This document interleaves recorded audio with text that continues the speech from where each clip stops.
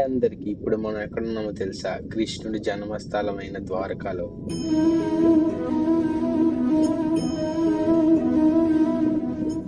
చూస్తున్నారా? ఈ రాతి కట్టడాలు ఎన్నో వేల సంవత్సరాల క్రితం కట్టినా కానీ ఇంకా చెదరకుండా ఉన్నాయి.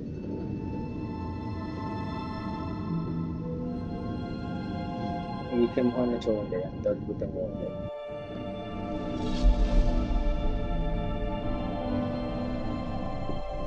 ఈ వీడియో మీకు నచ్చినట్లయితే లైక్ చేయండి, కామెంట్ చేయండి, సబ్స్క్రైబ్ చేసుకోవడం మర్చిపోకండి.